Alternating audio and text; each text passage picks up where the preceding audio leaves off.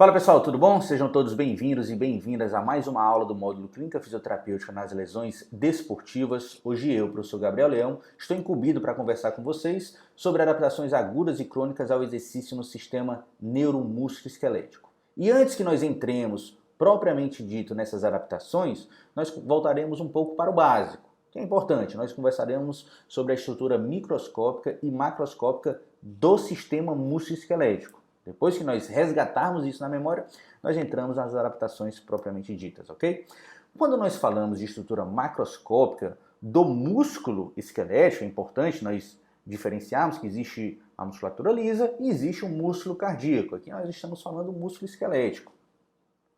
Nós falamos da capacidade dessas fibras musculares de gerarem um torque e conseguirem realizar movimentos a partir de sistemas de bioalavancas, onde consegue realizar movimento nos ossos longos. E assim a gente consegue fazer uma flexão de cotovelo, consegue caminhar, levantar de uma cadeira.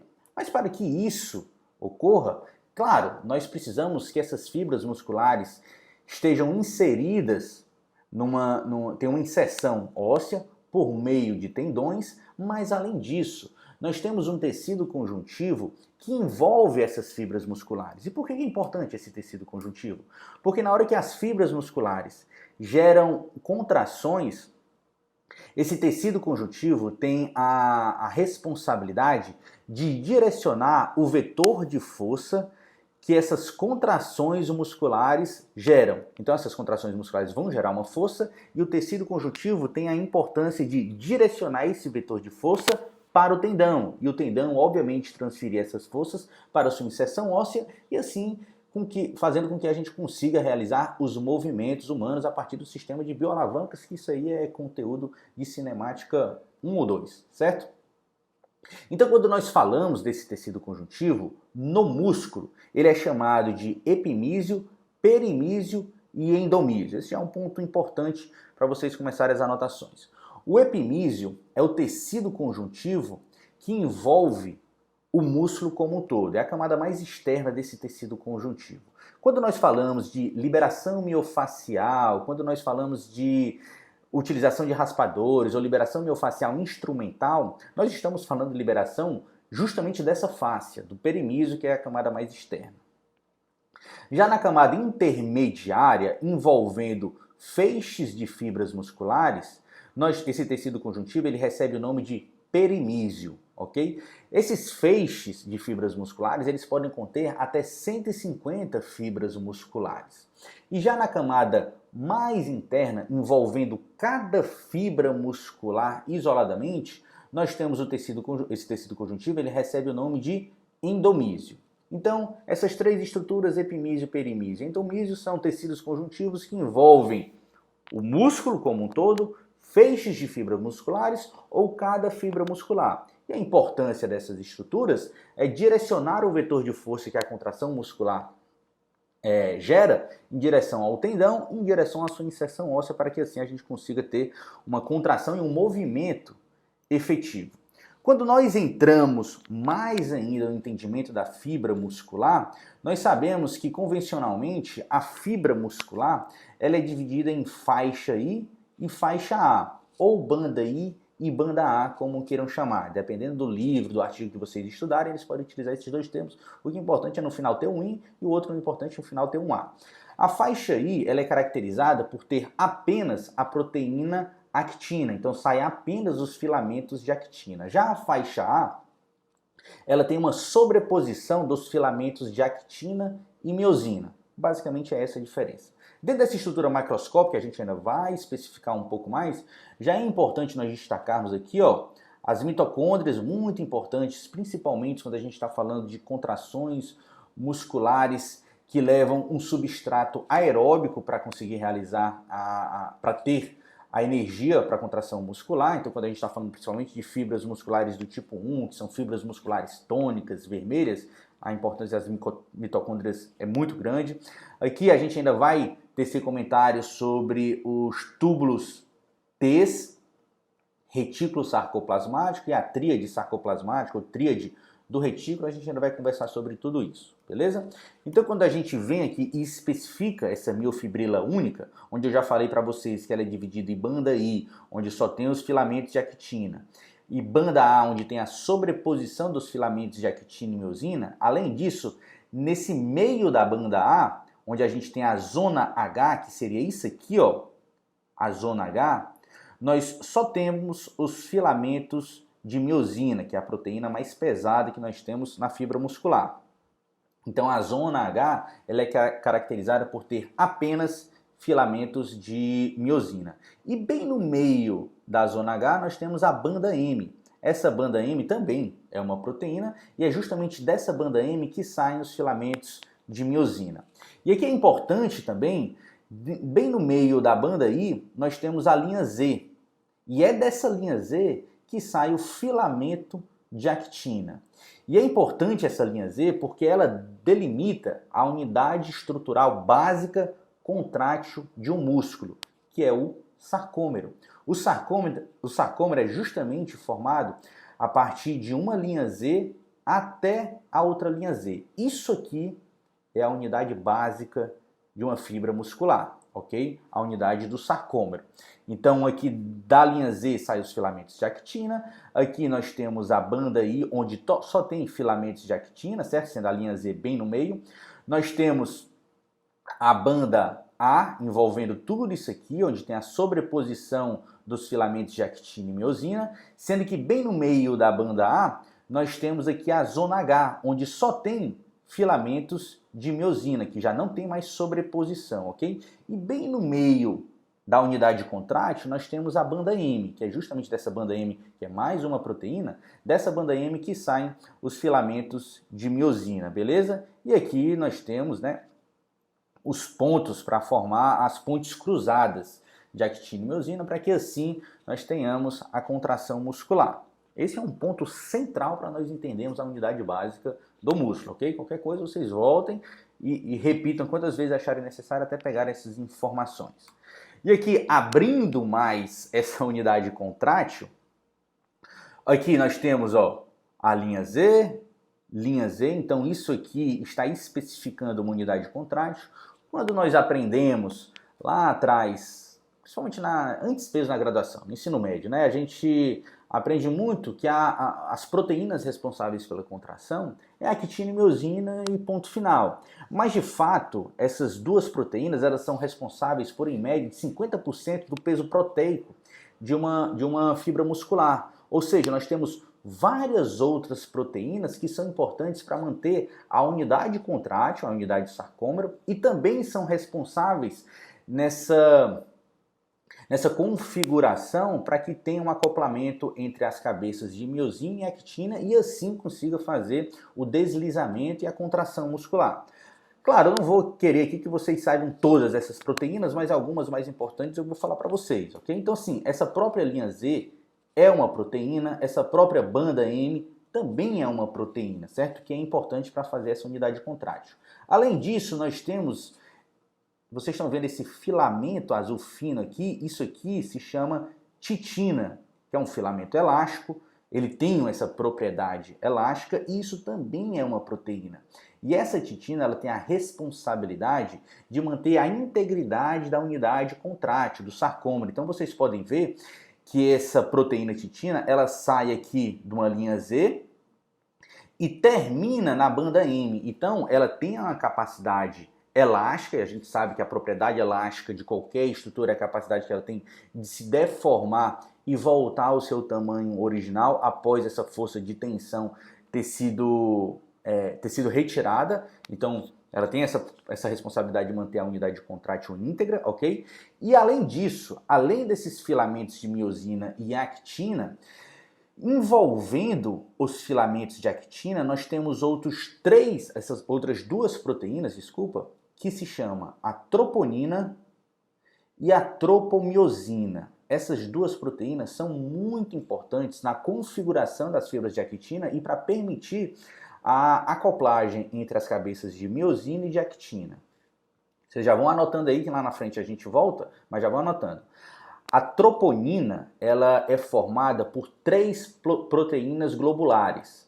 a TNT, TNI e a TNC. A TNT, ela se liga, a troponina, ela tem afinidade com a proteína tropomiosina. Então, a troponina T tem afinidade com a tropomiosina. A TNC, troponina C, tem afinidade com íons cálcio.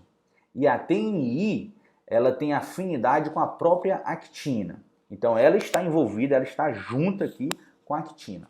Já a tropomiosina é uma proteína formada por dois filamentos formando em hélice que elas envolvem as fibras de actina, essa tropomiosina. E a responsabilidade dessa tropomiosina é cobrir os pontos de interação entre a miosina e a actina.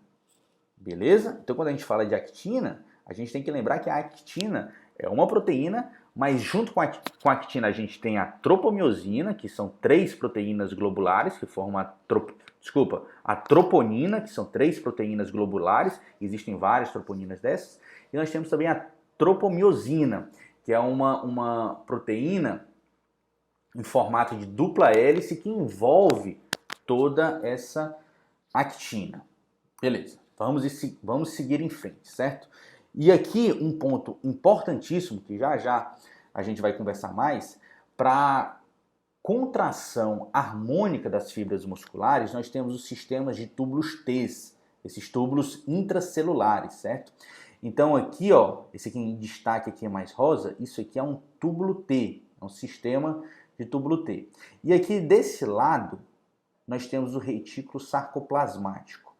E qual a importância, Gabriel, dos túbulos T e do retículo sarcoplasmático?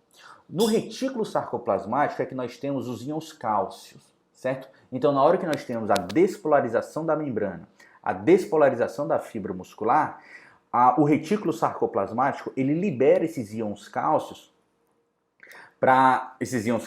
de forma intramuscular, e esses íons cálcios, eles vão se ligar justamente à troponina C. E a partir disso que nós começamos o processo de contração muscular. Precisa ter disso. Mas para que o retículo sarcoplasmático sofra uma despolarização e libere íons cálcio intramuscular, essa despolarização precisa passar pelos túbulos T, ok? E esses túbulos T justamente têm a responsabilidade de propagar esse potencial de ação da despolarização da membrana, que se chama sarcolema, ok?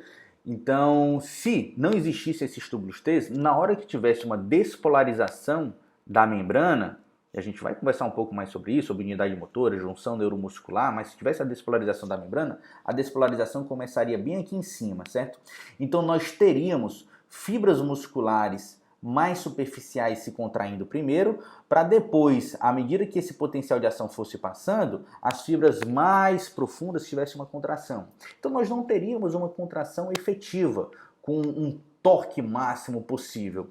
Já os túbulos T permitem isso, permitem que esse potencial de ação propague para a região mais interna do músculo com uma velocidade muito maior, de forma que as fibras mais superficiais se contraem no mesmo momento das fibras mais profundas do músculo.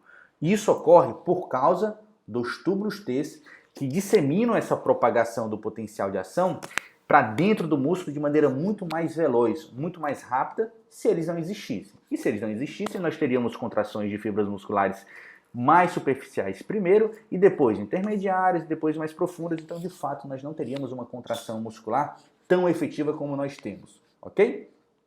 E é importante, a tríade sarcoplasmática, isso aí já caiu em concurso de prova minha, tríade sarcoplasmática ou tríade do retículo, elas são formadas pelo um túbulo T e 2 retículos sarcoplasmáticos. Então, por exemplo, quando você tem isso daqui e esse cenário, um retículo sarcoplasmático de um lado, retículo sarcoplasmático do outro, isso se chama uma tríade sarcoplasmática ou tríade do retículo.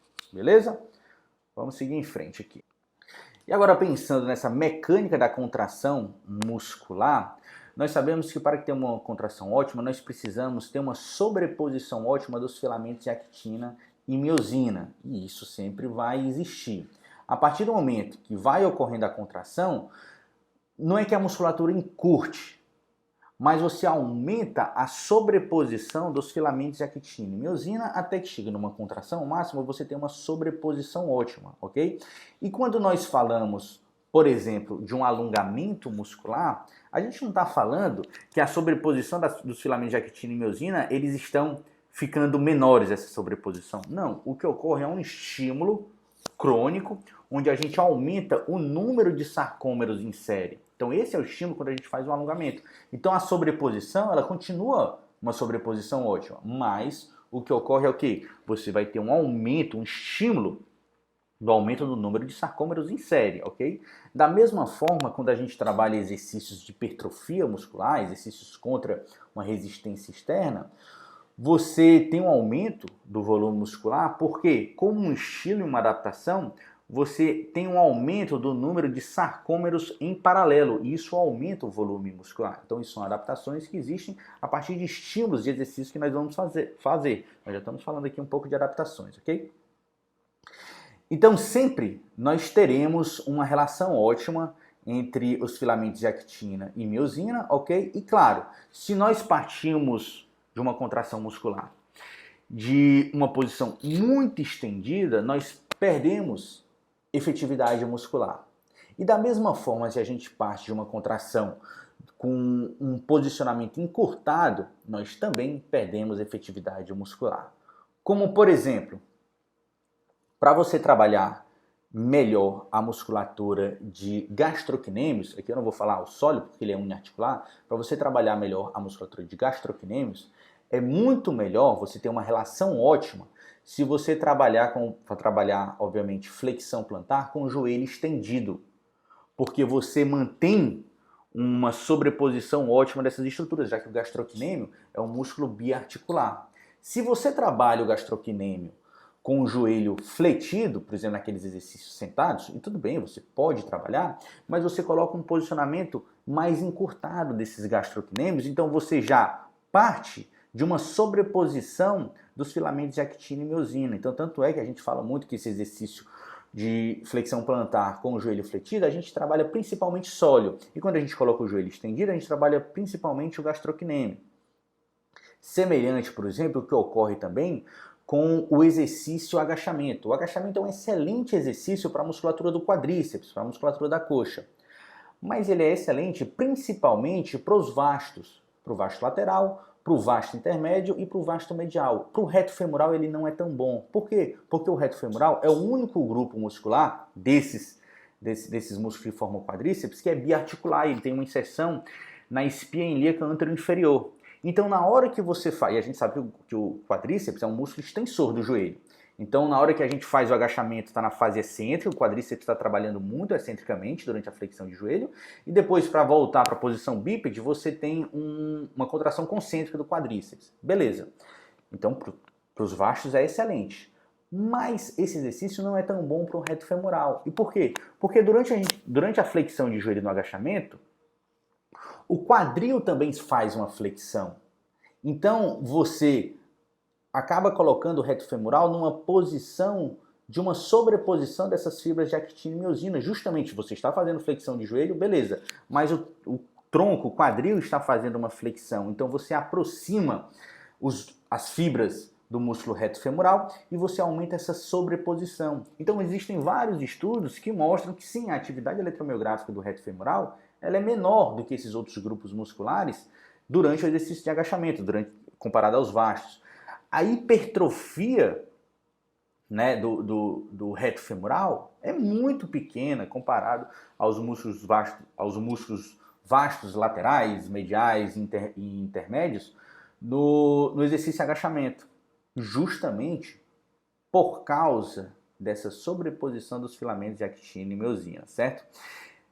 O entendimento dessa teoria dos filamentos deslizantes rendeu o Nobel de Fisiologia para dois pesquisadores, né, que descobriram como se dava essa mecânica dos filamentos deslizantes, que é o centro da contração muscular, beleza? E como eu falei para vocês, quando nós damos estímulos de alongamento, não é que a gente diminui essa sobreposição. O estímulo de alongamento crônico gera uma adaptação que é o número de sarcômeros em série. Já o treino de exercício resistido gera um estilo, uma adaptação de sarcômeros em paralelo, que isso, vai dar uma maior extensibilidade do tecido e o outro vai dar uma maior hipertrofia desse tecido, beleza? Então, aqui justamente, ó, que eu acabei de falar para vocês, essa relação, a curva comprimento-tensão. Então, se você tem uma sobreposição muito grande, se você parte de um exercício de uma posição muito encurtada, você perde efetividade na força muscular. Em contrapartida, se você trabalha também numa posição muito alongada, você também perde efetividade na contração muscular. Claro, e a gente tem aqui uma relação ótima de sobreposição, que normalmente isso se dá no meio da amplitude de movimento, onde você tem uma máxima capacidade de gerar tensão muscular. Isso é muito importante quando nós falamos agora, trazendo aqui para a nossa prática clínica, exercícios em ângulo de proteção. Por exemplo, é muito importante quando nós estamos tratando um paciente que tem uma dor articular, uma dor muscular, uma tendinopatia, nós realizarmos no início exercícios em amplitudes pequenas, em amplitudes de proteção. Por quê? Porque nós já colocamos o paciente para fazer o exercício, o que é excelente, nós já vamos ter alguns estímulos relacionados ao exercício físico, mas realmente o exercício não é tão eficiente assim. Mas quando a gente coloca na balança, é importante nós começarmos precocemente, mas nós temos que ter na cabeça que o quanto antes nós precisamos dar uma maior amplitude de movimento ou trabalhar mesmo que em isometria em diferentes amplitudes de movimento. Porque se a gente trabalha em amplitudes reduzidas, a gente fica trabalhando aqui numa sobreposição grande das fibras musculares, a gente não trabalha o músculo em toda a sua plenitude, ok? Eu digo isso porque existem vários estudos que já mostram que se você trabalha numa amplitude pequena, seria nesse cenário aqui, você trabalha com amplitude pequena e com uma alta carga, você tem ganhos menores se você trabalha com uma amplitude maior e baixa carga. Então, se o seu paciente conseguir, é muito melhor você trabalhar com baixas cargas, mas trabalhar a amplitude de movimento muscular como um todo, do que você trabalhar com altas cargas, mas uma amplitude reduzida, beleza? Mas claro, isso são opções que vocês anotaram, mas que isso a gente tem que colocar na prática clínica, porque de repente, na hora que você faz um exercício, por exemplo, de flexão de ombro, eu quero trabalhar até 180 graus ali de flexão de ombro, mas quando o paciente chega em 90 graus, ele tem dor.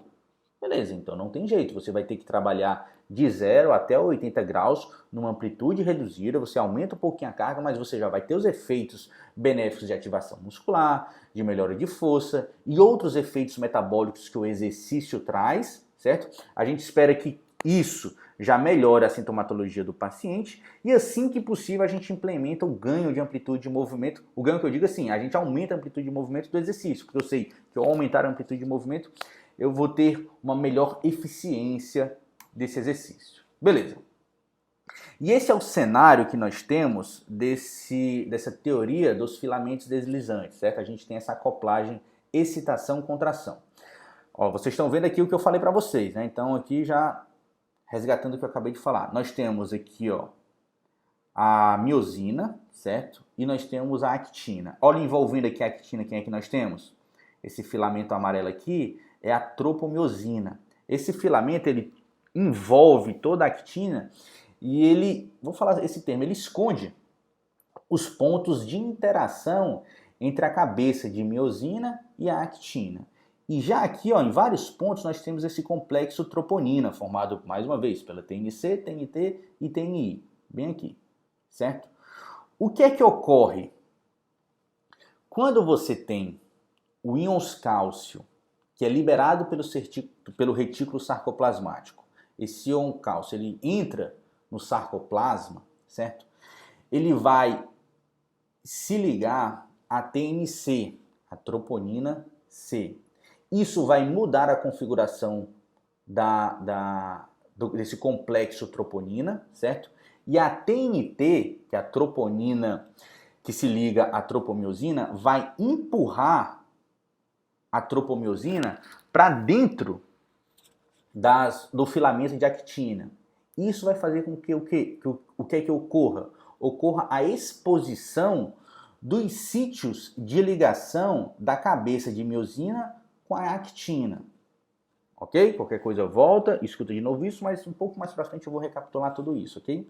E na hora que existe essa acoplagem da cabeça de miosina com a actina, aí é nesse momento que existe a liberação de ATP. Então, um ATP da cabeça de miosina, ele é hidrolisado em ADP e fosfato. E isso gera, além disso, e energia. Então, a cabeça de actina tem essa angulação, ela muda a sua configuração e ela sofre uma inclinação. E na hora que ela sofre essa inclinação, claro, ela primeiro se liga à actina, sofre essa hidrólise de ATP, formando ADP em fosfato e energia, e ela gera essa inclinação da cabeça, certo? E essa inclinação aqui justamente vai causar o deslizamento entre as fibras de actina e miosina, gerando assim a contração, ok? Esse é um ponto que já a gente vai retomar, certo? Aí um outro ponto que é importante para nós entendermos o processo de contração muscular é de onde vem essa excitação, ok? Então nós sabemos que a unidade motora é formada pelo motoneurônio alfa e todas as fibras que ele inerva.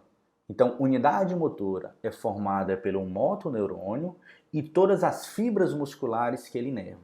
Então, só motoneurônio pode inervar várias fibras musculares, como por exemplo é o caso do quadríceps, do glúteo, do latíssimo dorso, que são grandes grupos musculares que não têm uma necessidade de movimentos tão finos, e ali você tem uma unidade motora inervando várias fibras musculares. Mas, por exemplo, você tem unidades motoras inervando pouquíssimas fibras musculares, como é o caso dos músculos intrínsecos da mão, que precisa de contrações de movimentos muito mais finos. Então, você precisa de um controle neuromuscular muito mais importante. E como é o caso, principalmente, do movimento ocular, tanto do movimento do olho como o processo de constricção da pupila, que também é feito por músculos.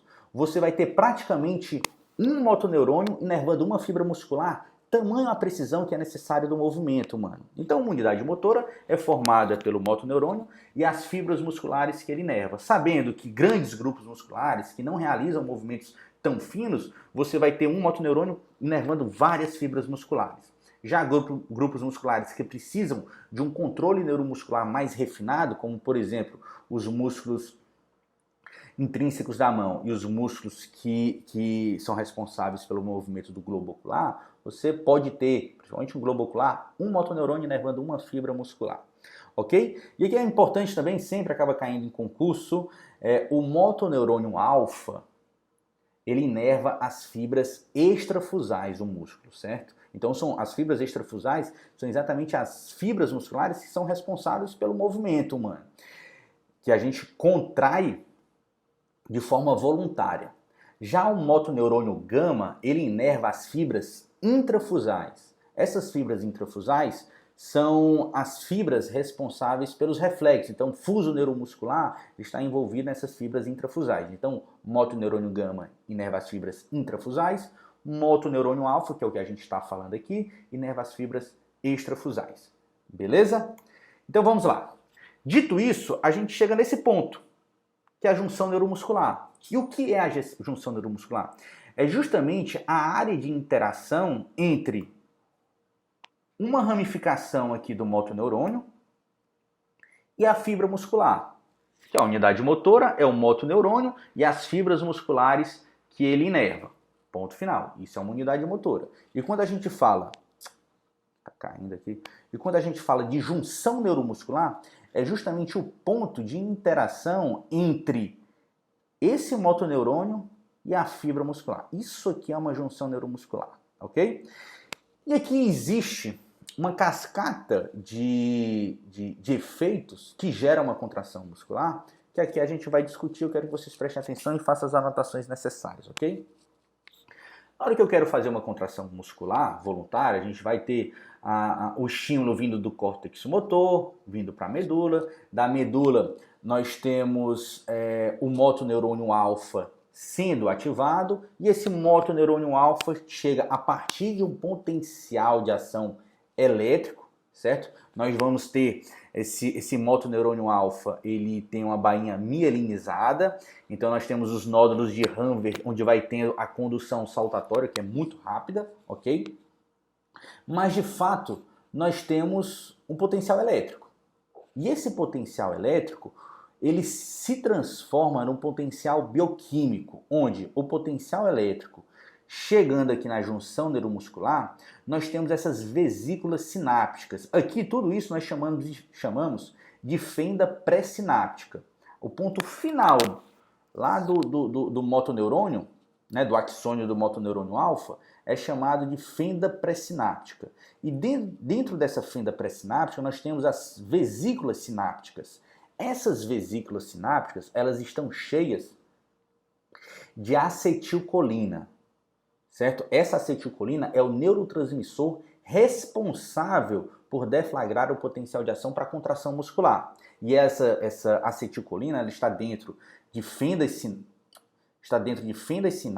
de vesículas sinápticas, na fenda pré-sináptica, que está, isso aqui ainda é dentro do motoneurônio alfa. Então, quando você tem esse potencial de ação, né, despolarizando, que é um potencial elétrico, chega aqui nessa fenda pré-sináptica, isso causa a liberação de acetilcolina para dentro da fenda sináptica. Então, a acetilcolina é liberada pela fenda, dentro da fenda sináptica. E essa acetilcolina, ela vai se ligar nessa fenda pós-sináptica, que aqui está na fibra muscular. Aqui. Isso aqui é fibra muscular. Então aqui existem receptores colinérgicos. Esses receptores colinérgicos vão receber a acetilcolina vai se ligar nesses receptores colinérgicos e isso vai ocasionar um novo potencial de ação. E esse potencial de ação na fibra muscular vai despolarizar a fibra muscular e esse potencial de ação, como eu falei para vocês, ó, vai para dentro do músculo a partir dos túbulos T. Ele vai propagar para dentro do músculo dentro dos túbulos T. Então, voltando rapidamente aqui. O que é que nós temos? Nós temos um potencial de ação elétrico, certo? Causando uma despolarização nessas vesículas sinápticas, liberando esse neurotransmissor. Então você tem uma liberação de um neurotransmissor a partir de um potencial elétrico na fenda sináptica. Nós aqui no músculo vai ter receptores colinérgicos, onde essa acetilcolina vai se ligar a esses receptores colinérgicos, e isso vai causar, então a gente tem um estímulo elétrico que se transforma no estímulo bioquímico, e esse estímulo bioquímico vai para a fenda sináptica, é ligado à fibra muscular, esse neurotransmissor, que é uma substância bioquímica, e a partir disso gera um outro potencial de ação agora elétrico também, ok? E aqui vai despolarizar a membrana, como eu falei para vocês, e resgato. Se nós não tivéssemos o túbulo T, a partir que a acetilcolina se ligou nesses receptores colinérgicos e gera esse potencial de ação despolarizando a membrana muscular, o sarcolema, você teria só as fibras superficiais se contraindo primeiro, e a partir que essa propagação fosse lentamente indo para as fibras musculares intermediárias e mais profundas, nós teríamos essa contração dessas outras fibras. O torque não seria efetivo. A capacidade do músculo de gerar força não seria efetiva, ok? Porque iria demorar muito para essas fibras mais profundas gerarem força muscular. Mas essa propagação do potencial de ação, dessa despolarização, ela migra rapidamente pelos túbulos T. E a partir que vai migrando, se propagando internamente na fibra muscular pelos túbulos T, vai despolarizando o retículo sarcoplasmático. E esse retículo sarcoplasmático libera o íons cálcio, certo? Ca2+. E esse íons cálcio é justamente o que vai se ligar, como eu já falei para vocês, esse íons cálcio é justamente o que vai se ligar na TMC. E aí começa a cascata como um todo.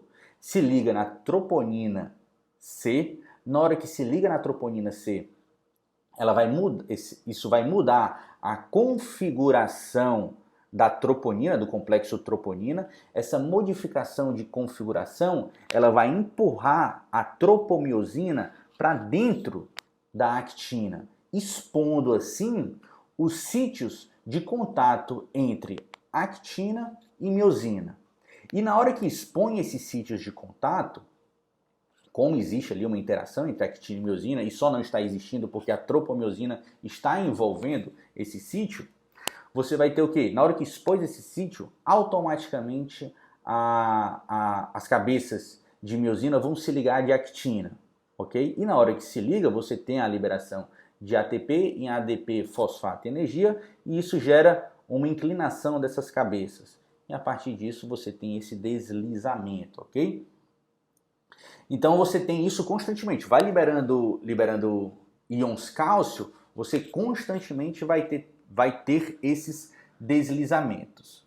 Beleza? Até que o estímulo neural para, né? Então o motoneurônio alfa deixa de mandar essa informação, você não tem mais despolarização da membrana, você deixa de ter liberação de íons cálcio, você cessa essa contração muscular e o íons cálcio, CA2+, ele volta para o retículo sarcoplasmático, mas ele volta para o retículo sarcoplasmático com gasto energético. Então você precisa ter ele sai do retículo sarcoplasmático sem gasto energético, mas ele volta para o retículo sarcoplasmático com gasto energético. Aí a gente resgata aqui a aula que vocês tiveram passada, né, enfim, dos substratos aeróbicos e anaeróbicos para formação de energia para contração muscular, beleza? Então essa seria, a princípio, o processo todo de contração muscular. Aí a gente vem aqui mais especificamente as características da contração muscular de acordo com as fibras, porque nós temos as fibras do tipo 1, as fibras do tipo 2A, fibras do tipo 2B, hoje se fala fibras do tipo 2X e vários outros tipos de fibra, depende do livro que você está lendo. Mas, convencionalmente, fibras do tipo 1, fibras do tipo 2A e fibras do tipo 2B explicam muito bem. Aqui seria explicando, por exemplo, as fibras do tipo 2B, onde são fibras de contração rápida, geram alta força, mas em contrapartida elas fadigam muito rápido. Vocês sabem disso, né? Então, a geração de energia desse tipo de contração, desse tipo de fibra muscular, se dá muito principalmente pelo ATP circundante já dentro do sarcoplasma, se dá principalmente ali também pelo glicogênio intramuscular. Já a gente tem as fibras do tipo 2A, onde a gente vai ter contração rápida, força moderada e são levemente resistentes à fadiga, né? São as fibras intermediárias. E depois a gente vem para as fibras do tipo 1, que são as fibras que são ricas em mioglobina, são as fibras ricas em mitocôndrias, onde o substrato aeróbio é muito grande, certo? São fibras de contração lenta. Eles têm baixa capacidade de gerar força, mas em compensação são altamente resistentes à fadiga. Então, se você pensar o quadríceps, por exemplo, ele tem altíssima capacidade de gerar força, glúteo máximo também. Mas em contrapartida, você tem trapézio superior, você vai ter musculatura de transverso do abdômen, multíferos, que são estabilizadores, são musculaturas antigravitacionais, então não precisa gerar tanta força, mas precisa de um tônus basal, de uma ativação constante. Então são muito ricos, são muito resistentes à fadiga. Beleza. Então isso aqui acaba sendo a diferença, aqui a fibra 2X ainda seria um intermediário entre a 2A e 2B. Mas vamos aqui entre os extremos, ok? Vocês podem fazer as anotações, tem pausa, anotem isso aqui, mas vamos nos extremos, fibras do tipo 1 e fibras do tipo 2B, certo? O tempo de contração é lento nas fibras do tipo 1 e fibras do tipo 2B muito rápido. O tamanho do neurônio motor, pequeno nas fibras do tipo 1 e muito grande nas fibras do tipo 2B. Isso aqui confere uma diferençazinha, também que eu vou falar já já. Resistência à fadiga, altíssima resistência à fadiga e baixíssima resistência à fadiga. Atividade usada, normalmente atividades aeróbicas e atividades anaeróbicas a curto prazo. Então, quando a gente está falando aqui de exercícios na academia, na musculação, a gente está falando de fibras do tipo 2B, mas quando a gente está falando de uma corrida de rua, uma natação, a gente está falando de fibras do tipo 1. Por exemplo, velocistas que correm 100 metros, não tem fibras do tipo 1, é fibras do tipo 2, que é muito rápido o tempo de contração, ok? Duração máxima de uso por horas, duração máxima de uso menos de 1 minuto, certo?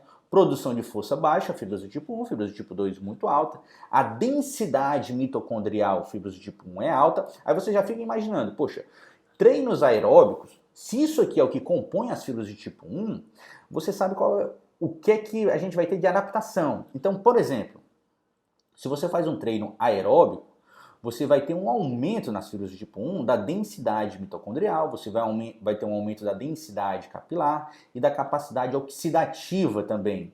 Da capacidade glicolítica nem tanto, porque aí você já vem para as fibras do tipo 2, né? Como eu já falei, o glicogênio ali intraarticular, pela quebra da glicose rápida já circundante no sarcoplasma, se dá a formação de ATP para essas fibras do tipo 2B. Mas já a densidade mitocondrial é baixa, por mais que exista, é baixa nas fibras do tipo 2B, densidade capilar, capacidade oxidativa e a capacidade glicolítica é altíssima e a gente aumenta essa capacidade glicolítica com esse tipo de exercício, ok? Principal combustível de armazenamento, triacilglicerol, e aqui é o fosfato e creatina e glicogênio. Por isso a gente tem muito aqui pessoas que malham e tudo, tomando creatina, porque é uma fonte de energia rápida para esse tipo de treino, certo? E bom, aqui são os pontos principais que a gente tem diferença pensando nos dois extremos. Aí, claro, quando a gente faz fibras do tipo 2A ou 2X, a gente está falando de pontos intermediários entre esses dois tipos de fibra. E o que é importante? Olha aqui, ó. Tipos de fibra para grupos atléticos. Você tem aqui essa composição das fibras de contração lenta de acordo com o tipo de treino. Então aqui, atletas de esqui cross country, que precisa de altíssima capacidade cardiorrespiratória, você tem um aumento de porcentagem, se avaliado por biópsia muscular, eles naturalmente já têm uma porcentagem maior de fibras do tipo 1, comparado, por exemplo, àqueles atletas de corrida de 100 e 200 metros, que são velocistas, eles precisam principalmente das fibras do tipo 2B, ok? Então isso, que eu quero falar, isso já é uma predisposição genética.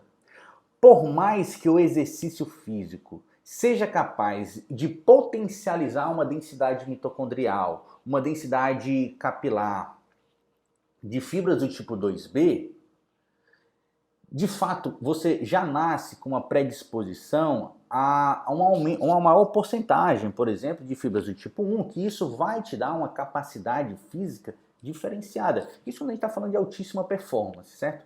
Então, quando a gente pega atletas que são envolvidos em esportes aeróbicos e atletas de alta performance, eles, em porcentagem, avaliados por biópsia, têm um maior número, uma maior porcentagem de fibras de contração lenta comparado àqueles que utilizam principalmente a via metabólica anaeróbica. Também atletas profissionais, eles acabam tendo uma porcentagem maior de fibras do tipo 2B, o que é bem interessante, né? É predisposição genética que a gente tem. Por mais que isso pode ser adaptável e treinável, mas quando a gente está falando de altíssima performance, não tem muito o que fazer, ok?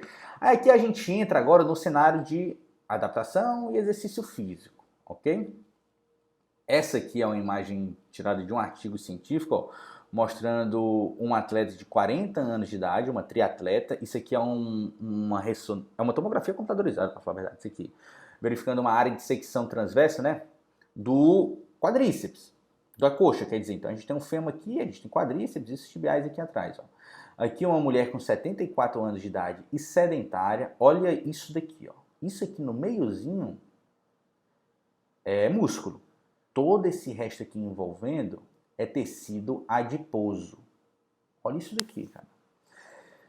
Importante. E sabe, tecido adiposo tem capacidade de gerar contração. Isso aqui é tudo sobrecarga que está no joelho, no quadril, nos riscos que tem também um acúmulo de tecido adiposo, ok? A gente vê também até esse tecido adiposo, ó, intramuscular. E aqui é uma mulher com 70 anos de idade, mas também triatleta. Olha a densidade muscular. Não tem tecido adiposo aqui dentro. Então é importante, a gente vai falar, sarcopenia lá na frente, sarcopenia, que é a diminuição da massa muscular, e dinapenia, que é a diminuição de força muscular, são variáveis que são relacionadas com aumento de risco em várias doenças, inclusive o risco de mortalidade. Então nós precisamos ser idosos mais ativos e com mais força e com mais volume muscular. Beleza. Então, quando a gente fala de adaptações ao exercício, primeiro vamos colocar no ponto o que significa esses termos. Adaptação é tornar ou ficar apto, de fato. É uma ação modificadora dos fatores externos sobre o comportamento e a estrutura dos organismos vivos. Então, é alguma coisa que você faz externamente ao indivíduo, certo? De forma que isso precise gerar uma adaptação interna desse organismo vivo. Então, é isso que a gente quer. Eu quero que, a partir que eu faça uma determinada atividade, que eu prescreva um determinado exercício, eu preciso gerar uma adaptação, que seja uma adaptação óssea, cardíaca, músculo-esquelética, que aumente a força, que diminua o componente de adiposidade tecidual, mas que traga uma melhora da função, que traga uma melhora da qualidade de vida, tudo isso é adaptação, que aumente a expectativa de vida dessa pessoa. Então, tudo isso a gente está modificando com o exercício físico. E de fato, o que é exercício? É uma atividade que se pratica para aperfeiçoar ou desenvolver uma habilidade, qualidade ou capacidade, certo? É uma atividade que se pratica para aperfeiçoar ou desenvolver uma habilidade, qualidade e capacidade. Então você precisa entender o que é que você precisa trabalhar com o seu paciente. Seu paciente está precisando melhorar a força muscular, então é essa capacidade que precisa ser desenvolvida. Seu paciente está precisando caminhar mais rapidamente, seu paciente precisa diminuir o risco de queda, precisa melhorar a potência, precisa melhorar o condicionamento cardiorrespiratório. Isso tem que estar concatenado a sua prescrição de exercício com o seu objetivo fim, ok? De forma que ao prescrever esse exercício adequadamente, você vai gerar uma adaptação nesse organismo. E essa adaptação a gente espera que traga, sim, os benefícios necessários. E quando a gente fala de adaptação, quando a gente fala de exercício, aí nós entramos nos princípios do treinamento físico. Você só consegue falar que realmente está fazendo um exercício físico quando a gente está fazendo algo que consegue aperfeiçoar ou desenvolver uma habilidade, qualidade ou capacidade. Se o paciente, por exemplo, o paciente chega e fala, eu tenho uma dificuldade para fazer determinada atividade. Não, mas eu faço exercício. Todo dia eu limpo a casa, eu lavo roupa, eu vou na mercearia e faço as compras. Por mais que ela tenha uma atividade diária moderada, vamos falar assim, isso não pode falar, a gente não pode falar que isso é um exercício porque não entra nesse princípio. Não está desenvolvendo nenhuma habilidade, nenhuma qualidade, nenhuma capacidade. Ok? E da mesma forma, quando a gente fala nos princípios do treinamento físico, isso tem que ser capaz de gerar uma adaptação. Então você tem que tomar muito cuidado para você não ficar fazendo exercícios físicos numa condição subótima, de forma que você não gera adaptações, você não faz um estresse externo capaz de gerar uma adaptação e você não desenvolve nenhuma habilidade, nenhuma capacidade. Então ele não entra dentro desses princípios do treinamento físico. E para você entender o que precisa ser feito para gerar essas adaptações, e para você realmente de fato falar que é um exercício, existem 4 princípios básicos do treinamento físico, que é o princípio da sobrecarga, o princípio da especificidade, da individualidade e da reversibilidade. A gente vai falar sobre isso. Um dos primeiros pontos, dos primeiros relatos sobre esse princípio do treinamento físico se deu pelo atleta Milon de Crotona. Milon era um atleta que viveu na Grécia, mais ou menos 550 a.C., tem até a estátua dele e tudo. Ele venceu várias Olimpíadas, ok? Venceu parece que 6, 7 Olimpíadas, ele era lutador. E ele foi assim, o primeiro relato de princípio de treinamento foi dado a ele, porque diz, pelo menos historicamente, que ele começou o treino dele correndo, caminhando, ele pegou um bezerro que pesava 4 quilos e colocava nas costas e corria com esse bezerro. Uma determinada distância, quantas vezes por dia, por semana eram necessários. E a partir do momento que esse bezerro foi crescendo, ele continuou carregando esse bezerro, ou seja, foi aumentando a demanda externa dele, foi aumentando o peso que ele carregava, e a partir disso também foi melhorando o condicionamento e a força dele. Isso é um princípio, tá certo? Começou de maneira progressiva, foi dando uma sobrecarga ao longo do tempo. Se isso de fato aconteceu ou não, aí é história, beleza? Mas o primeiro relato de princípio de treinamento físico se dá realmente 550 a.C., o Milon de Crotona era um atleta olímpico, venceu várias Olimpíadas, era um lutador, beleza? Claro que hoje em dia ninguém vai precisar carregar vaca, bezerro, camelo, jumento nas costas, né? A gente já tem vários dispositivos que nos ajudam, mas é importante nós utilizarmos. Nós, como fisioterapeutas, temos muito medo de colocar essa sobrecarga controlada. Não, a gente fala muito assim, lesões por sobrecarga. A gente associa muito na fisioterapia a sobrecarga a algo prejudicial. Mas uma sobrecarga controlada é necessária para gerar essas adaptações, ok? Claro que a gente falando de fisioterapia, a gente está falando desses pesos todos, né? Mas aqui é só para chamar um pouco de atenção. Ok, então vamos lá. Então esse é o princípio da sobrecarga. Primeiro, você precisa gerar uma demanda progressiva de sobrecarga no seu indivíduo. Quando a gente falar sobre prescrição de treinamento, quando tiver essa aula, você já vai entender um pouco mais sobre isso. Mas isso envolve, claro, o controle externo da carga e o controle interno da carga, beleza? Aí você consegue adequar a sobrecarga para aquele indivíduo. Especificidade. O que é que você está querendo treinar com esse paciente? Não adianta. Se você, claro que nessa especificidade, quando você trabalha uma capacidade, existe uma certa transferência de capacidade para outras valências. Por exemplo, se eu quero melhorar o condicionamento cardiorrespiratório de um indivíduo, enfim, passou por uma revascularização do miocárdio, é hipertenso, sedentário, imagina um paciente nesse perfil. Ele caminha 100 metros, ele fica muito cansado. Você começa trabalhando exercícios de força muscular, musculação e tudo. Você vai melhorar um pouco esse condicionamento cardiovascular desse paciente, esse condicionamento cardiorrespiratório. Mas isso não é específico, ok? Você vai ter uma certa transferência desse treinamento, mas não tanto quanto se você estivesse expondo esse paciente a um treino específico para melhorar o condicionamento cardiorrespiratório, ok? Isso aqui, é claro, por exemplo, a gente tem que extrair muito essas informações que eu passo para vocês dos estudos que envolvem a educação física, porque fisioterapeuta, a gente começa agora a discutir um pouco mais sobre periodização e prescrição de exercícios, ok? Mas existem, por exemplo, isso se fala muito, até, olha o quão é específico um exercício. Aqui, atletas foram colocados em 10, 12 semanas de treinamento intervalado com natação. Eles fizeram um treino. Treino de natação é um treino de condicionamento aeróbico. Fizeram um treino de natação. E eles testaram, essas pessoas que treinaram natação, tanto em testes que envolviam a natação em si, ok? Eles verificaram o desempenho no endurance, verificaram o VO2 máximo na natação, mas fizeram também na corrida, ok? Porque, poxa, se é um treino aeróbico, se for na piscina ou se for no solo, ele melhora o condicionamento aeróbico. Então a gente espera que exista uma transferência. E eles treinaram só na natação. E de fato eles tiveram melhoras gigantescas aqui, ó, modificação aqui do tempo máximo de trabalho, do VO2, ó, de 11%, de 34% nos testes de natação. Mas isso não foi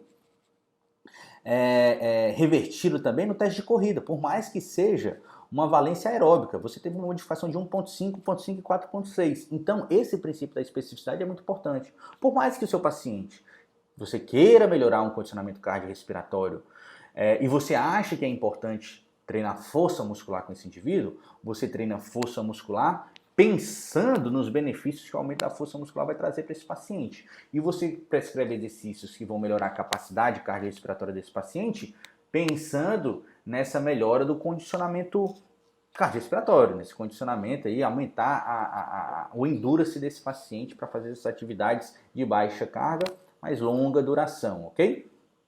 Então esse é um dos princípios do treinamento, o princípio da especificidade, certo?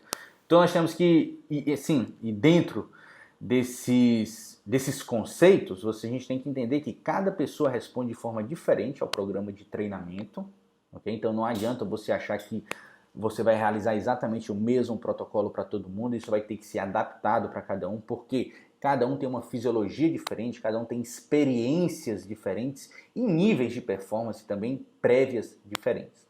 A quantidade de adaptação depende da efetividade da prescrição. Então, quanto mais rápido você vai alcançar seus objetivos ou não, depende, obviamente, da assiduidade do paciente, da aderência do paciente, mas o quão você efetivamente conseguiu prescrever esses exercícios adequadamente para o paciente. Alto desempenho atlético é diferente de saúde. Então a gente está falando aqui de pessoas com problemas em algum sistema que nós estamos em tratamento fisioterapêutico, querendo melhorar desempenho, querendo melhorar performance, mas com um alvo final pensando em melhora da dor, em melhora da capacidade funcional e melhora da qualidade de vida. De fato é isso. Mas nós não estamos falando aqui na melhora de uma performance do desempenho que o coloque num cenário de uma competição, ok? A gente pode trabalhar isso numa prevenção de lesões, mas esse cenário de prescrição de exercício já está envolvendo o profissional de educação física. Aliar o objetivo terapêutico com o objetivo do paciente, então é muito importante, a gente acaba prescrevendo exercícios que nós achamos importantes, mas que para o paciente não é importante. Então a gente tem que ter muita clareza qual é a real dificuldade do paciente. Por exemplo, você pega um paciente idoso com Parkinson, aí você tem medo que ele leve uma queda, tudo bem, mas o paciente chega com a queixa principal falando que não consegue levantar, ele não consegue levantar de uma cadeira, por exemplo. Ele tem muita dificuldade de sentar no sofá, na cadeira para jantar e tudo. Poxa, você fica só fazendo exercício de equilíbrio, só mandando esse paciente caminhar, fazendo diagonal de FNP, fazendo alongamento, e você não manda o paciente fazer um agachamento, porque esse agachamento é o que vai reproduzir mais a demanda necessária para esse paciente. Então a gente tem que sempre alinhar os nossos objetivos, que a gente sabe que é importante para esse perfil do paciente mais cedo ou mais tarde, porque a gente entende o prognóstico da condição clínica, de repente alguns fatores que ele nem se importa, a gente sabe que potencialmente podem trazer o problema, a gente tem que focar nossas terapêuticas nisso, para melhorar essas valências, que por vezes são imperceptíveis para o paciente, e de fato são, porque eles não entendem isso. Mas nós não podemos negligenciar aquilo que o paciente nos fala, aquelas principais dificuldades, os principais desejos que o paciente tem. Então, muitas vezes, o que ele quer é subir e descer escada, ele quer conseguir se agachar para brincar com o neto, para pegar algum objeto que precise. Então, nós precisamos alinhar. Eu estou falando bem do extremo, né, de pacientes idosos, mas a gente vai alinhar tudo isso de acordo com a especificidade de cada paciente. E existe uma margem de adaptação de cada indivíduo, certo? Então, é o que eu sempre brinco. Na hora que chega no consultório um paciente que chega de muleta, com muita dor, com uma fraqueza muscular gigantesca, eu acho, são os melhores pacientes que eu acho. Porque a margem de melhora dele é gigantesca. Então, qualquer coisa que a gente faça já é muito bom. Já vai ser muito bom para o paciente. Diferente daquele perfil de pacientes que, de repente, pratica crossfit, pratica musculação todo santo dia e sente dor na hora que faz um agachamento, faz com o joelho numa posição tal. Aí, poxa, é um negócio tão específico que a margem de melhora é muito pequena, certo? Uma pessoa que já é treinada chega e fala assim, não, já treino musculação há 10 anos e tem uma dor no ombro, por exemplo, na coluna. A margem de melhora acaba sendo melhor. Claro, a gente vai melhorar, mas nós temos que entender essa margem de adaptação de cada indivíduo também, sabendo que quanto pior funcionalmente o nosso paciente, maior a margem de melhora que a gente tem para entregar para ele. Beleza. Dentro disso aqui envolve esses princípios da individualidade, ok? Como eu já falei para vocês, a porcentagem de fibromusculares, né, de contração lenta, de contração rápida, já é posto. Então a gente já nasce com isso, ok? Então, por exemplo, a gente está falando de dois atletas de altíssima performance, melhor no mundo no que fazem, ok?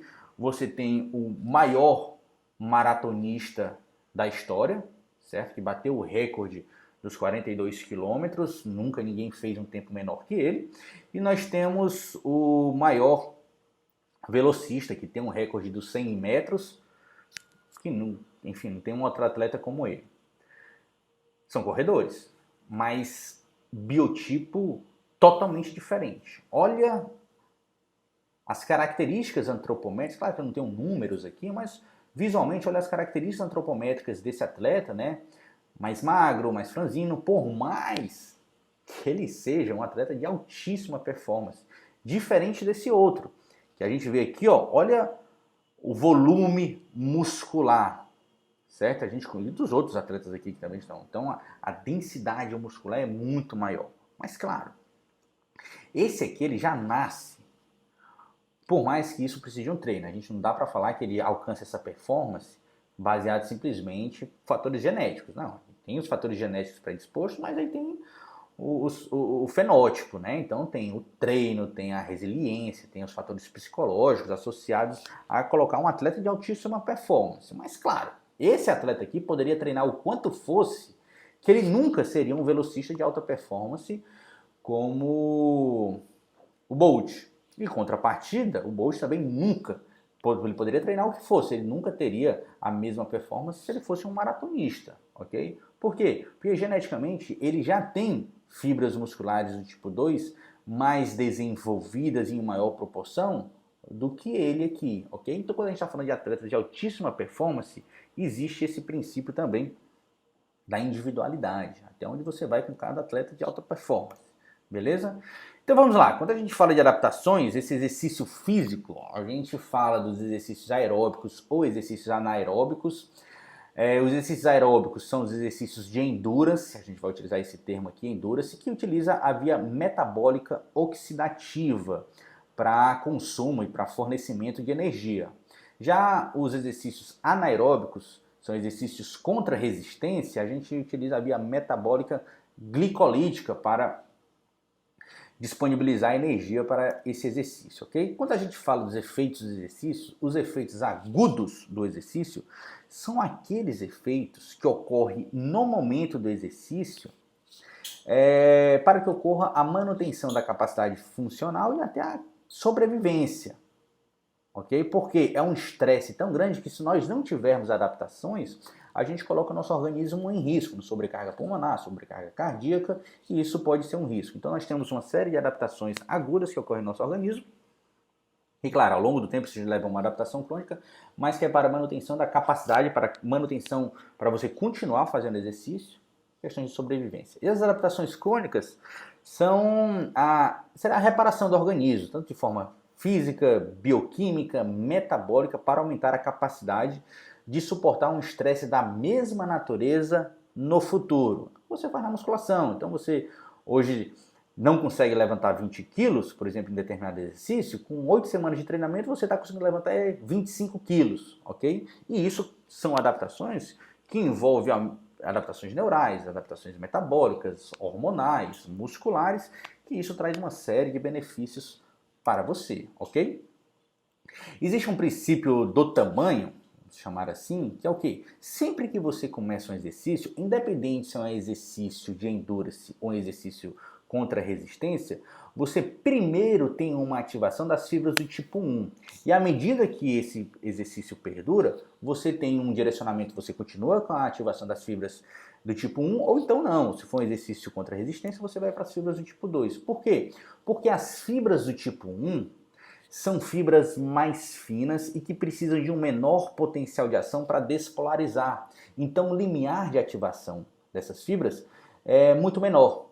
Então sempre que você começa um exercício, você começa ativando as fibras do tipo 1. Mas claro, se você está falando das fibras do tipo um exercício contra resistência, você não vai ter uma rápida energia para disponibilizar para essas fibras do tipo 1, aí automaticamente você começa a ativar as fibras do tipo 2, ok? Mas aí se esse exercício de endurance continua, aí você precisa de uma via metabólica um pouco mais lenta, né?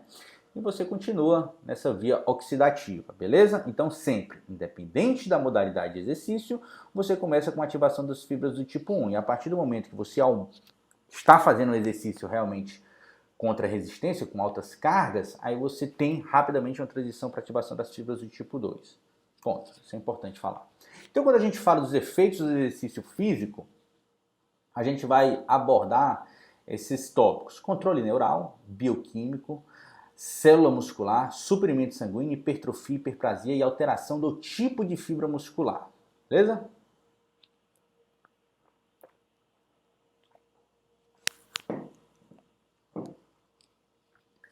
Então vamos lá. Primeira coisa, quando nós falamos de adaptação aos exercícios, nós temos que ter em mente que o aumento de força muscular, por exemplo, contra um exercício contra resistência, nas primeiras, em média, 8 primeiras semanas, esse aumento de força muscular, ele se dá por uma adaptação neural e não por uma adaptação morfológica do músculo mesmo. Então só é adaptação neural. O músculo não cresce, por mais que seja pouco, mas o músculo tem uma modificação muito pequena dentro dos seus substratos e dentro das suas fibras. O que se dá muito é por uma adaptação neural. E se você for ver, as intervenções fisioterapêuticas, e tanto em estudos científicos como o que nós fazemos na nossa prática clínica, se dá principalmente isso, adaptação neural. Porque a gente fica, as nossas intervenções duram 4 semanas, 6 semanas, 8 semanas, porventura 12 semanas, mas essa é uma ainda fase de muita adaptação neural. Então é muito importante, dito isso, para que a gente continue tendo uma melhora clínica do paciente, nós encaminharmos esse paciente para um outro serviço, que seja o pilates, um funcional, uma hidroterapia, hidroginástica, uma musculação, mas a gente tem que continuar com esse paciente realize algum tipo de exercício físico. Então vamos lá. Esse gráfico aqui, essa linha aqui, se dá o aumento de força muscular, ok? Então o aumento de força muscular nesse primeiro momento se dá, pelo aumento do drive neural, pelas adaptações neurais. Só depois dessas primeiras semanas, olha aqui até destaca, a maioria dos estudos sobre treinamento está aqui, dentro só de adaptação neural. Aí só depois disso, que passa essa fase, que aí o ganho de força se dá por adaptações morfológicas do músculo, que aí seria a hipertrofia. E claro que todo mundo vai ter um platô, né? O princípio da especificidade. Então cada um vai ter um platô de acordo com características genéticas. Se quiser aumentar esse platô, aí você vai ter que utilizar outros artefatos ali, que seriam os esteroides anabolizantes, que, para falar a verdade, está muito comum, sempre foi muito comum em esportes de alto desempenho. Se você for ver a Rússia, toda a Rússia ela foi proibida de competir aí, acho que na última Olimpíada, as 2 últimas Olimpíadas, não sei como é que está nessa, mas alguns atletas que não testaram positivo tiveram que competir com bandeira neutra, porque tamanho escândalo foi com o uso de anabolizantes esteroides nesses atletas, ok? Isso se dá muito também uma disseminação pessoas que não precisam, não são atletas. Então você tem uma exposição muito grande de pessoas jovens. Conheço várias pessoas que praticam crossfit, corrida e tudo, mas enfim, atrás de uma melhora da performance desnecessária até por questões estéticas, fazendo uso indiscriminado desses esteroides e, poxa, para falar a verdade, vários médicos também prescrevendo de maneira indiscriminada. Mas vamos em frente. Então pronto, o ponto é esse. Primeiras 8 semanas você ganha força muscular para adaptação neural. Depois das 8 primeiras semanas você já tem essa adaptação neural, se dá por adaptação morfológica do músculo. Beleza? Então aqui é só mostrando isso mais uma vez, as 2 primeiras semanas.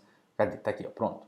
A importância, contribuição percentual para aprimoramento da força muscular. Olha aqui, as primeiras 6 semanas aqui, até a 8ª semana a gente tem essa contribuição neural e depois a gente tem a transição para a contribuição da hipertrofia muscular. Então você sabe, né? Você começa a fazer o exercício, quem aqui malha, por exemplo, vai fazer um exercício para bíceps, exercício para peito, mesmo para perna, em que você não faz num equipamento, você se treme todo. Parece que você está aí com Parkinson, fazendo exercício todo trêmulo. Isso se dá essa falta de coordenação se dá por uma falta de sincronismo da ativação dessas fibras musculares. Eles não estão acostumados com esse movimento, não estão acostumados com essa carga e a ativação neural não sabe muito bem o que fazer, você faz exercício todo trêmulo.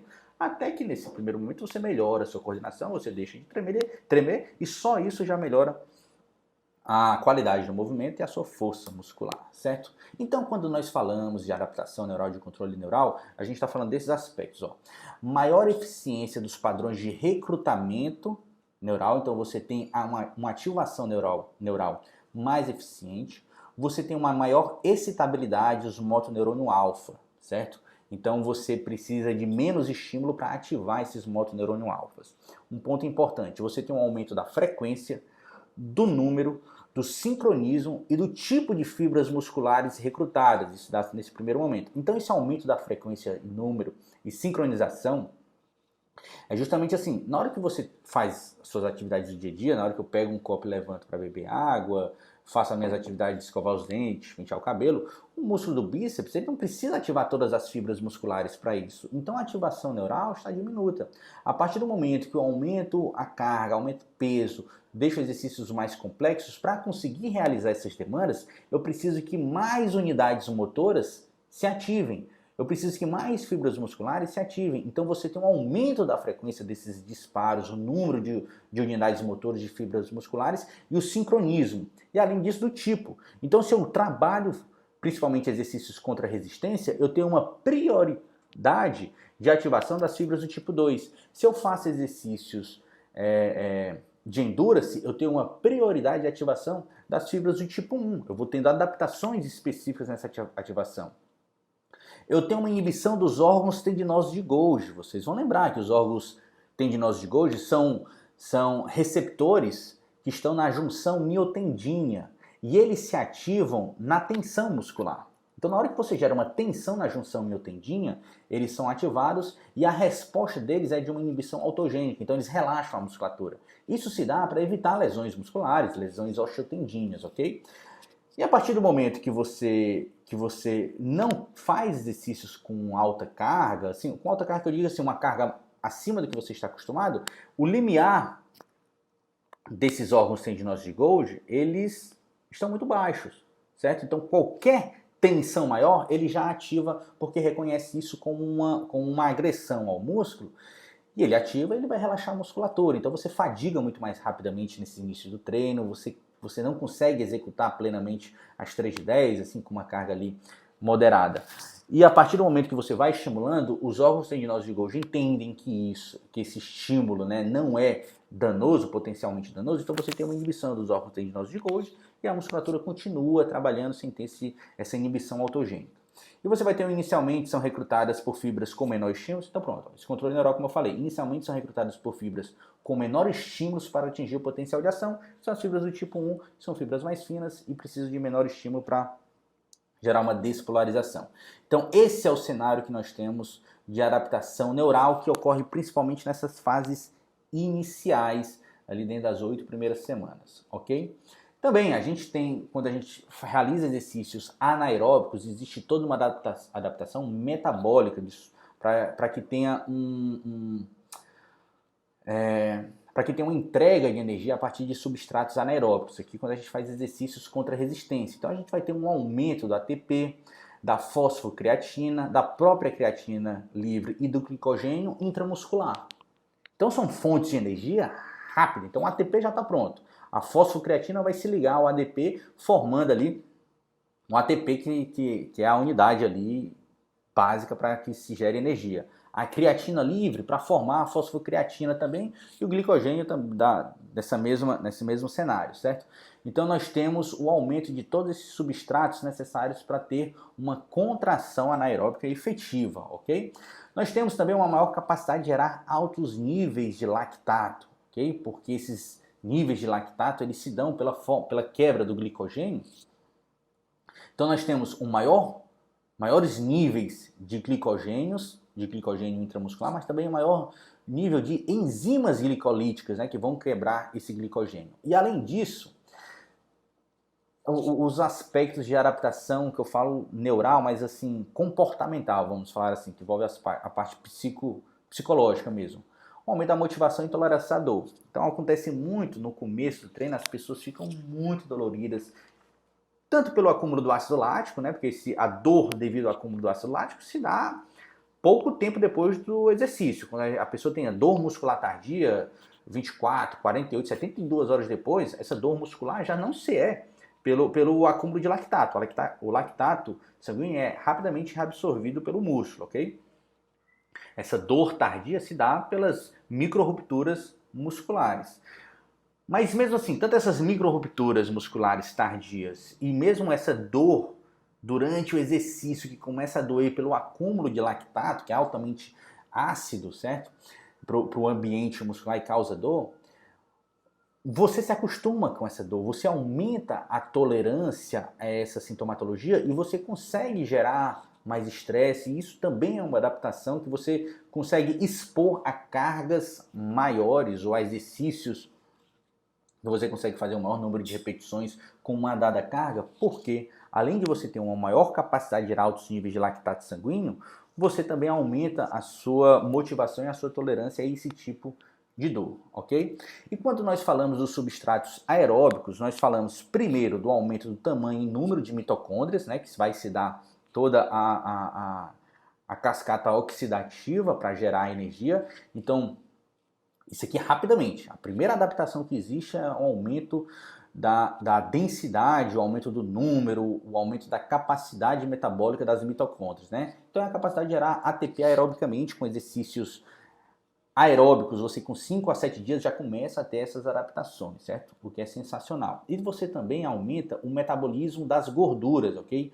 Com 2 semanas de treinamento, você tem um maior fluxo sanguíneo no músculo, mais enzimas para mobilização e metabolismo das gorduras e devido também à capacidade mitocondrial aprimorada.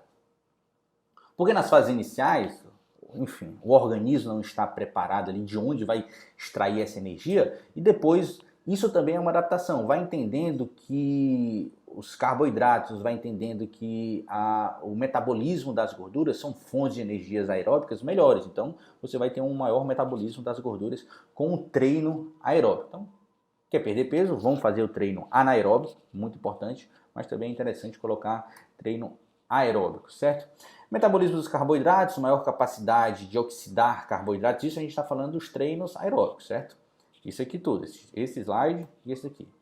Maior capacidade de oxidar carboidratos, menor utilização do glicogênio muscular, né? Produção de glicose reduzida, utilização reduzida de glicose. Você vai também aumentar a resistência à hipoglicemia durante o exercício, que você vai mobilizar carboidratos e deixar o glicogênio muscular ali para demandas que precisem do substrato anaeróbico. E você tem um aumento também da mioglobina, da capacidade metabólica e de transporte de oxigênio da mioglobina, né? Que a mioglobina é uma proteína intramuscular que ela carrega o oxigênio dentro do músculo, né? Então a capacidade de gerar ATP aerobicamente, né? Então quando você tem um maior número de mioglobinas e essas mioglobinas metabolicamente capazes de carregar mais oxigênio, você tem uma capacidade maior de gerar ATP aerobicamente também. Essas seriam as adaptações aeróbicas, essas adaptações metabólicas desses substratos provedores de energia, ok?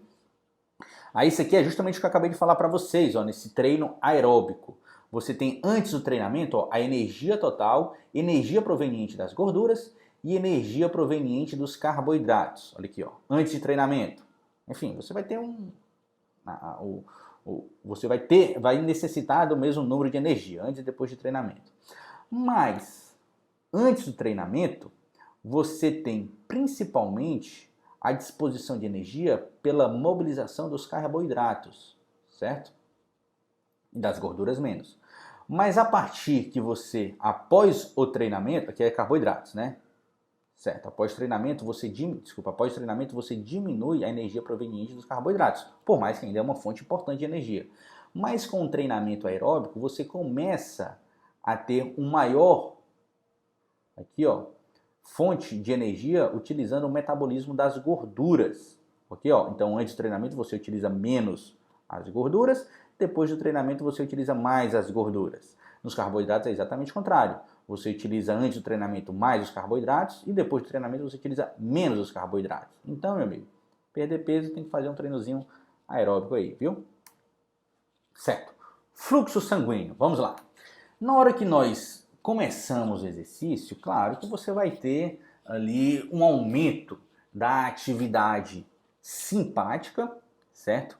Esse aumento da atividade simpática vai aumentar a frequência cardíaca, vai aumentar a frequência respiratória, vai fazer um direcionamento do fluxo sanguíneo para as extremidades e principalmente para os músculos alvos do exercício, vai fazer uma vasodilatação dos músculos alvos do exercício, certo? Vai fazer uma vasoconstricção de todos os órgãos que não são necessários nesse momento. A gente fala que, enfim, os órgãos gastrointestinais e tudo não vão precisar de um fluxo sanguíneo, então vai ter uma vasoconstricção dessa musculatura lisa, ok?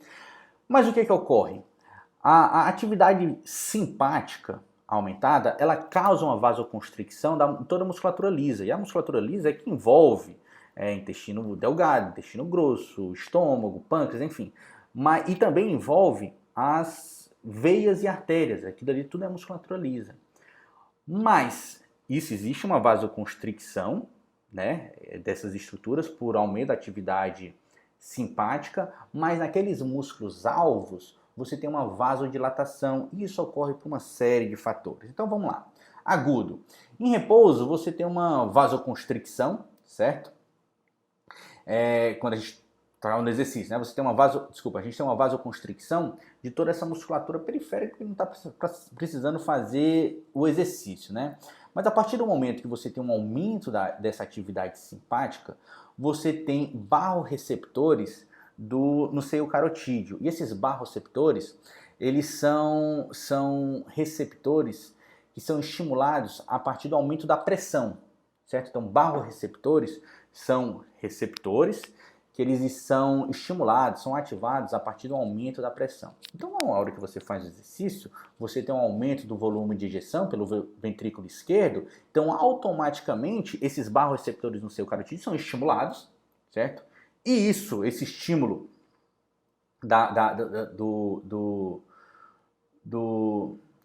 dos barroreceptores no seu carotídeo vão causar uma diminuição dessa atividade simpática periférica, beleza? Beleza. Mas vamos lá. Então, ao começar o exercício, você vai ter uma vasodilatação, certo? Por quê? Porque a atividade simpática, ela causa uma vasoconstricção, certo? E na hora que você começa o exercício físico, nos barroreceptores no seu carotídeo, vai ter um estímulo de pressão e você já vai ter uma vasodilatação, principalmente nas artérias e veias mais centrais, e isso vai culminando nas periféricas, por causa dessa diminuição da atividade simpática. Então vamos lá. E no início do exercício? Então, que a gente começou o exercício, vamos lá. No início do exercício, propriamente dito, a gente vai ter uma liberação sistêmica, suprarrenal e local de noradrenalina e adrenalina. Noradrenalina e adrenalina são hormônios que são hormônios da atividade simpática, certo? Eles aumentam a atividade simpática, estão relacionados à atividade simpática e eles causam uma vasoconstricção. Beleza. Mas isso é importante para ocorrer. Por quê? Porque na hora que ocorre essa vasoconstricção, existe um direcionamento do fluxo sanguíneo periférico para aqueles grupos musculares que estão em exercício, estão em ativação. Por quê? Olha aqui, ó. Metabólicos locais, pressão parcial do CO2, porque está tendo o consumo de oxigênio nesses músculos. Hipóxia local, na hora que você faz exercício contra a resistência, você tem uma hipóxia local.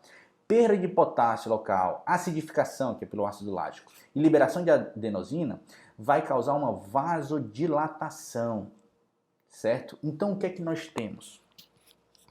Nós temos essa liberação de noradrenalina e adrenalina estimulando uma vasoconstricção. Beleza. Mas o estresse periférico naquele músculo, metabólicos, pressão parcial de CO2, hipóxia local que o exercício causa, principalmente exercício contra a resistência, perda de potássio, acidificação e liberação de adenosina, vai estimular a vasodilatação. Então nós temos um direcionamento do fluxo sanguíneo para aqueles grupos musculares que estão em exercício. Então na hora que eu faço, por exemplo, um exercício para quadríceps, não adianta eu ter uma vasodilatação de todas as artérias e de todas as veias. Porque senão eu vou ter um aporte sanguíneo ineficiente para aquele grupo muscular-alvo, que está tendo uma demanda muito maior. Então você tem uma vasodilatação periférica e você tem, uma vasoconstricção periférica por causa desses dois hormônios, noradrenalina e adrenalina, certo? Por liberação sistêmica, mas você, com estresse metabólico local, você tem uma vasodilatação. Então você tem direcionamento do fluxo sanguíneo para aquele grupo muscular-alvo. Pegaram isso? Esse é um ponto, eu sei, um pouco mais cheio de nuances para entender, mas volta um pouquinho, qualquer coisa a gente tira as dúvidas no fórum, certo? E o exercício em si contra a resistência, no momento, causa uma interrupção momentânea do fluxo sanguíneo. Então, por exemplo, na hora que você está fazendo exercício de contração do bíceps com muita resistência, a contração muscular, a contração das fibras musculares, a tensão gerada, causa uma interrupção momentânea do fluxo sanguíneo. E essa interrupção momentânea do fluxo sanguíneo gera toda essa cascata, certo? Então, na hora que você relaxa, existe essa vasodilatação e um aumento do fluxo sanguíneo para o local. Então, esse bombeamento, né, de interrupção momentânea do fluxo sanguíneo e volta do fluxo sanguíneo por causa de vasodilatação, vai melhorando o bombeamento também sanguíneo, enfim, levando oxigênio, nutrientes necessários para o substrato anaeróbico, certo? Quando a gente está falando de substrato aeróbico, né, que é um treino de resistência, claro, a gente vai ter uma vasodilatação, por exemplo, uma corrida, a gente vai ter uma vasodilatação, principalmente dos músculos do membro inferior, que vão ter uma demanda maior do que os músculos superiores, certo? Mas isso não se dá de uma magnitude tão grande quando a gente está falando de exercício contra resistência para grupos musculares alvo. Ok? Beleza, vamos em frente. E essa é uma adaptação ao fluxo sanguíneo crônico. Tudo isso aqui ocorre de maneira aguda, durante a prática do exercício. E de maneira crônica nós temos isso, ó, o aumento da densidade capilar com mais de 12 semanas. Então, uma arteriogênese. Bom, se você tem aqueles grupos musculares altos que você trabalha mais, como você tem essa interrupção do fluxo, você está colocando um estresse constante, você precisa cada vez mais de fluxo sanguíneo naquela região, você começa a ter um aumento da densidade capilar para aqueles grupos musculares alvos. Então, você tem esse cenário. É muito comum, na prática mesmo, corredores de rua. Na hora que começam a correr, claro que essa densidade capilar, você não vai ter artérias e veias tão calibrosas com exercícios aeróbicos. Com esses exercícios aeróbicos, eles não causam uma vasoconstricção tão grande devido a uma contração muscular, diferente desses treinos de hipertrofia, que a própria contração muscular causa uma vasoconstricção muito grande e você vai ter esse estímulo do aumento da densidade capilar, do aumento do volume, do calibre também dessas artérias e veias. Mas sim, voltando para corredores de rua, é muito comum, enfim, dado um momento do treino, quando eles começam a aumentar mais essa atividade deles, na corrida eles sentem um formigamento, sentem como se estivesse coçando, principalmente musculatura de quadríceps, glúteo e até tríceps sural, certo? Essa sensação é justamente a arteriogênese. Então são pequenos capilares sanguíneos que não recebiam ali um volume, um fluxo sanguíneo, porque realmente não precisava, essas fibras musculares não eram ativadas, e começam a receber, começam a aumentar essa densidade capilar. Isso gera essa sensação de formigamento, uma sensação de coceira, não é dor, mas é mais a sensação de formigamento e coceira, porque a gente sabe que o músculo liso que envolve veias e artérias também é inervado, certo? Então tem uma inervação ali e isso é estimulado quando chega esse novo fluxo sanguíneo. Então pronto, de forma crônica a gente tem esse aumento da densidade capilar, arteriogênese, certo? E hipertrofia muscular. Quando a gente fala na fase aguda, termina de malhar, e a pessoa lá está toda inchada, forte, isso não é músculo, isso é um edema tecidual, certo? Então você tem um acúmulo de substratos, um aumento da vascularização no local, e tudo isso vai causar esse edema. Então você pega pessoas aí, enfim, que malham 1 hora, mas malha bíceps e bate foto no espelho na academia da Smart Fit, certo? Todo forte lá. E dali está cheio de edema tecidual, porque isso é o que parece ser uma hipertrofia de maneira aguda, mas acaba sendo uma pseudo-hipertrofia, certo? A hipertrofia mesmo se dá num processo crônico que nós já conversamos. A partir da 8ª semana nós começamos a ter essas adaptações de trofismo muscular. Antes disso, é adaptação neural. Isso depende das células satélites e proliferação de proteínas. Então, para nós chegarmos nesse ponto, além de termos o estímulo adequado e necessário, o princípio do treinamento físico, né, o princípio da sobrecarga, um dos pontos aqui importantíssimos para a gente chegar nesse ponto, é importante que nós tenhamos uma alimentação adequada, de fato. Então nós temos que ter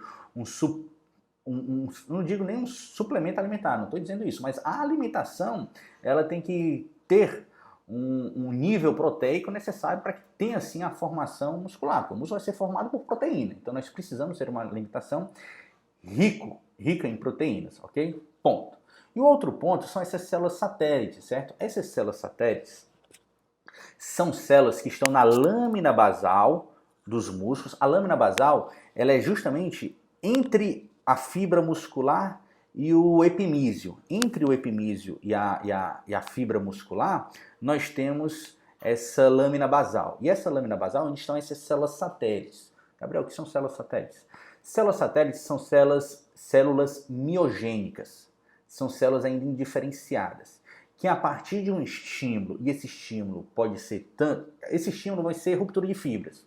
A partir que você tem rupturas de fibras, que pode vir devido a uma lesão muscular que o atleta tem jogando futebol ou correndo, ou não, ou pode ser a partir de microlesões que tem com o exercício que você faz, certo? Então essas células satélites são células miogênicas, elas vão se diferenciar e formar novas fibras musculares. Quando a gente está falando de microrupturas devido ao exercício, aquilo que sofreu uma lesão volta a ser fibra muscular, porque as células satélites têm essa capacidade. Quando a gente fala de lesões muito extensas, lesões musculares, que não é o caso aqui de um treinamento que a gente está falando, essas células satélites ajudam de alguma forma a recompor as células musculares, mas a gente sabe que de fato o músculo ali não forma tudo a ser fibra muscular, acaba se formando tecido conjuntivo, fibrose, certo? Mas vamos lá. Isso aqui é quando é lesão muscular. Quando eu estou falando de lesão muscular devido a um treinamento que são micro-rupturas de fibras musculares, né? São rupturas de sarcômeros e tudo, que isso causa dor muscular tardia, essas células satélites vão ser responsáveis por essa adaptação e formação de novas células, e se adaptando.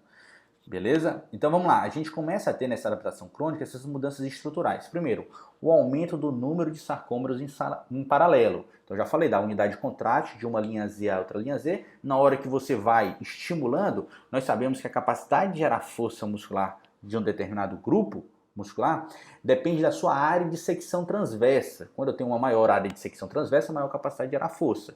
Então você tem um aumento do número de sarcômeros em série.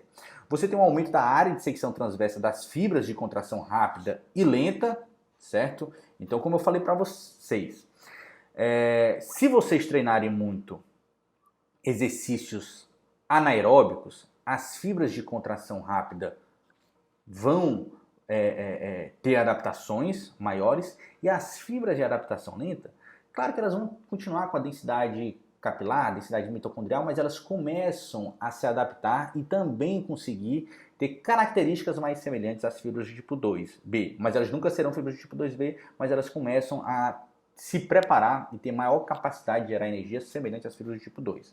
Beleza. Você vai ter um aumento predominante das fibras de contração rápida, né, nesse treino contra resistência, e da mesma forma, se você fizer um treino de endurance, você vai ter um aumento predominante das fibras de contração lenta, isso é fato. Você vai ter um aumento do sarcoplasma, né, que é a membrana plasmática da célula muscular, e você vai ter um aumento do tecido conjuntivo ao redor das fibras musculares. Então, aquele tecido conjuntivo ao redor das fibras musculares, ele também fica mais forte, ele também se adapta, porque a capacidade de gerar força vai ser maior. Então ele tem que ser mais resistente para direcionar essa força para o tendão e para a sua inserção óssea, ok? Aí chega um outro ponto, deixa eu só ver aqui o que eu vou falar. Certo? Chega um ponto que existe uma discussão muito grande. Uma coisa é a hipertrofia, certo? Essa hipertrofia se dá pelo aumento do número de sarcômeros em paralelo. E a hiperplasia, ela se dá pelo aumento do número das fibras musculares. Essa hiperplasia, ela é altamente discutível. De fato, hoje nós não acreditamos, as evidências mostram que não existe a hiperplasia, ou seja, aumenta o número de fibras musculares. A pessoa tinha, sei lá, 1 milhão de fibras musculares em um determinado músculo, agora tem 2 milhões de fibras musculares. Não, não é isso que ocorre. Você aumenta o número de unidades contráteis, certo? Então você aumenta o número de sarcômeros e tal, mas o número de fibras continua exatamente o mesmo. Então, o que os estudos mostram é o quê? Mesmo que alguns estudos humanos venham a reproduzir uma hiperplasia induzida pelo treinamento, o aumento de volume das fibras musculares individuais existentes representa a maior contribuição para o aumento do tamanho dos músculos em virtude do treinamento com sobrecarga. Então, o aumento do volume das fibras, o aumento do número de sarcômeros em série, e não o aumento do número de fibras. Então, se cair na prova, a hiperplasia é relacionada ao aumento do número de fibras musculares, isso causa aumento de força e tal. Não, a hiperplasia na fibra muscular, ela não existe. Alguns outros órgãos, eles têm essa capacidade de sofrer uma adaptação com hiperplasia, o aumento do número de suas células. mas isso não é o que ocorre no músculo, ok? Beleza. Alteração das fibras. Então, enfim, como eu falei para vocês, o número de fibras musculares de contração lenta, contração rápida, se dá já por características genéticas. Biópsias mostram isso e você já tem uma predisposição genética a determinados tipos de exercício, por mais que isso possa ser treinável. Mas quando a gente fala de alta performance, aí você vai ter um limitador ali, você vai ter um platô genético.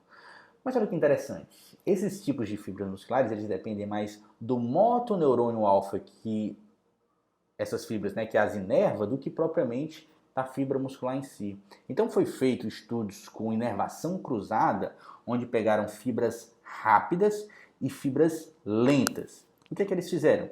Eles fizeram uma inervação cruzada. Então essas fibras, que já eram fibras rápidas, né, inervadas pelo motoneurônio, as fibras lentas inervadas pelo motoneurônio, eles cruzaram essas inervações. Então pegaram a inervação do motoneurônio alfa das fibras rápidas e colocaram nas lentas, e o da lenta colocaram na rápida. E o que aconteceu?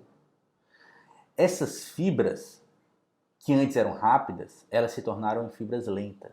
E as fibras que antes eram lentas se tornaram em fibras rápidas, com todos aqueles substratos, aquelas características que eu falei para vocês já nos slides lá no meio da aula, certo? Então esse componente da fibra muscular, esses substratos, a formação, fibras do tipo 2B, fibras do tipo 1, as suas características particulares, se dá principalmente pela sua inervação do que propriamente pela fibra. É muito interessante isso, certo? Então não existe. As pessoas falam, se você treinar, você vai transformar uma fibra do tipo 1 numa fibra do tipo 2B. Se você treinar, você vai ter uma modificação das fibras do tipo 2B para as fibras do tipo 1. Isso não existe, ok? Porque isso depende da sua inervação. O que eu falei, você pode melhorar o substrato anaeróbico nas fibras lentas e você pode melhorar a capacidade de adquirir energia por substrato aeróbico nas fibras rápidas, ok? Mediante treinamento. Você melhora suas valências, mas de fato você não muda uma fibra do tipo 1 para uma fibra do tipo 2B. Vamos lá. Dentro disso, nós temos, dentro desse treinamento, enfim, eu falei para vocês que a dor durante o exercício dá pelo acúmulo do ácido lático, ok? Pelo lactato, que isso rapidamente é absorvido pelo músculo. Mas quando a gente fala de dor muscular de início tardio, a gente está falando aqui, ó, de microlesões musculares, de lesões do tecido conjuntivo, liberação, aqui são mediadores inflamatórios, creatinoquinase, mioglobina, troponina 1. Você vai ter inflamação aguda, espasmos musculares, retenção de líquido circundante, porque você vai ter um edema ali. Essa dor muscular pode durar 24 horas, em algumas pessoas pode começar após 48 horas, como é o meu caso. Normalmente eu começo dor muscular tardia depois de 2 dias do treinamento. Essas dores podem durar 72 horas, mas não obstante podem durar até 7 dias, dependendo do seu nível de treinamento e do nível de intensidade que você fez esse exercício, ok? E claro, você precisa ter um ambiente ótimo ali com alimentação, com repouso relativo. Você não vai dar mais carga nesse exercício enquanto estiver com essa dor muscular, porque ainda está num processo de cicatrização essas fibras musculares. As células satélites ainda estão resolvendo essas micro-rupturas que teve, certo? Então a cascata que se dá para você ter essa dor muscular de início tardio, você tem um exercício incomum e muitas vezes associados principalmente a contrações excêntricas. As contrações excêntricas são altamente lesivas para a estrutura muscular e também de tecido miofascial como todo, a face também, né, o tecido conjuntivo que envolve, acaba sendo muito lesionado, isso causa muita dor. As altas forças musculares lesam o sarcolema, né, que é a membrana que envolve o músculo, acarretando liberação de enzimas citossólicas e mioglobina, dano miofibrilar, contráteis de músculos e das estruturas não contráteis, então você tem lesões de fibras musculares e também do tecido conjuntivo que envolve, certo? Você vai ter metabólicos, acúmulos em níveis anormais na célula muscular, produzindo maior dano celular. O próprio cálcio, que era para estar no retículo sarcoplasmático, ele fica acumulado dentro da célula, certo? E capacidade reduzida de gerar dor. Dor muscular de início tardio, considerada como resultado de inflamação e hipersensibilidade e dor. Então, todos esses mediadores inflamatórios aqui que eu acabei de falar para vocês, certo? E começa um processo inflamatório, a célula muscular cicatriza, isso se dá pelas células satélites, como eu falei para vocês, estão na lâmina basal. O processo adaptativo torna o músculo mais resistente ao dano, induzido pelo exercício subsequente, ok? Só voltar aqui, pronto. O exercício físico, esse tipo de exercício aeróbico e anaeróbico não são bons apenas pelo sistema musculoesquelético. A gente pode, aqui no livro de Fisiologia do McCardle, o principal livro de fisiologia, ele elenca esses 6 possíveis benefícios psicológicos no exercício regular: redução do estado de ansiedade, certo? Redução da depressão de ligeira a moderada depressão, que é importante. Redução do neuroticismo, certo? Com exercício ao longo prazo. Coadjuvante para o tratamento profissional da depressão grave, então mesmo depressão grave, com tratamento medicamentoso, psicológico, psiquiátrico, o exercício físico é sim importante. Aprimoramento no humor, na autoestima e no autoconceito, na percepção que o paciente tem dele mesmo. E redução dos vários níveis de estresse avaliado de várias formas, tanto em exames laboratoriais como questionários, certo? Então você tem os efeitos da atividade física não só nesse cenário de adaptações musculoesqueléticas, cardiovasculares e tudo. Você tem também os efeitos em relação à saúde mental. Nós precisamos muito, principalmente no momento que nós vivemos atualmente. E isso, como eu falei para vocês, não é uma parte só de músculo esquelético. O exercício físico aumenta a força de ligamentos, tendões e fáscias, porque não tem jeito. Na hora que você está fazendo exercício, você está gerando carga de tensão em tendão, carga de tensão no tecido conjuntivo, que é a face que envolve o músculo como um todo, nos ligamentos, certo? Tendões, olha que interessante, tendões são estruturas pouco vascularizadas, então tem um processo de adaptação um pouco mais lenta. Esse é um dos grandes problemas das pessoas que tomam anabolizantes, certo? Esteroides hormonais, para ter um aumento de volume muscular, hipertrofia, aumentar a síntese proteica com esteroides. Qual o problema? O músculo são estruturas altamente vascularizadas e tem uma resposta muito rápida a esses estímulos. O problema é que o tendão, como é pouco vascularizado, a resposta a esse estímulo com anabolizantes é bem mais lento. Aí o que é que acontece? Você tem pessoas que aumentam bastante a área de secção transversa do músculo, então adapta bastante o músculo gera muita força, mas o tendão não vai ter essa adaptação tão rápida. O tendão não consegue se adaptar tão rapidamente a essa geração de força do músculo. Por isso que é muito comum atletas terem rupturas tendinhas devido à utilização de esteroides. Cansei de pegar atletas com porte físico, você olha que assim, são adeptos de musculação, com ruptura do bíceps braquial, com ruptura do tríceps braquial, ruptura do tendão do peitoral maior, ruptura do ligamento patelar. Então, quando tem esse perfil de atletas, é sempre importante perguntar se faz uso de anabolizantes.